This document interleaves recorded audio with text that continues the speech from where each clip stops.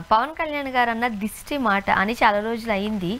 But ఇప్పుడు దానికి సంబంధించిన చూస్తూ ఉన్నాం. మంత్రులందరూ కూడా సారీ చెప్పాలి అని అంటున్నారు. ఎక్కడి వరకు పోయే అవకాశం ఉంది ఈ ఇష్యూ? ఇది పవన్ కళ్యాణ్ గారి వ్యాఖ్యలు కానీ దాని కౌంటర్గా తెలంగాణ కాంగ్రెస్ పార్టీ మంత్రులు చేస్తున్న వ్యాఖ్యలు మీడియా స్థాయి దాటదు. ఎందుకంటే పవన్ కళ్యాణ్ గారు ఆ వ్యాఖ్యలు చేసి జనం నవ్వుకున్నారు. ఇప్పుడు గోదావరిలో పంటలు చూసి మీ హైదరాబాద్ నుంచి వచ్చిన వాళ్ళు కుళ్ళుకున్నారు, దిష్టి తగిలింది అంటాడు. బేసిక్ ఏంటంటే పంటలు బాగుపడితే ఎవరు దిష్టి పెట్టరు. మామూలుగా అన్నం పెట్టే రైతు పండించే పంట చూసి ఆనందిస్తారు, ఎవడు దిష్టి పెట్టడు. ఏదైనా మంచి ఇల్లింగో మంచి కారో కొన్నారనుకోండి, ఏముంది వాళ్ళకి కారు ఎడ సంపాదించారు అనుకుంటారు తప్ప ఎంత బాగుంది పంట అని ఆనందపడతారు తప్ప దిష్టి పెట్టరు. ఇంత దారుణంగా వీళ్ళు పండించాడు ఊరు అనరు. పంట మీద ఉన్న గౌరవం రైతు మీద. అది పవన్ కళ్యాణ్ గారికి ఏ అవగాహన అన్నాడో తెలియదు కానీ దిష్టి అంటాడు. అంటే తెలంగాణలో దిష్టి కానీ ఎందుకు పెడతారు? వాళ్ళు వచ్చి ఎందుకు చూస్తారు?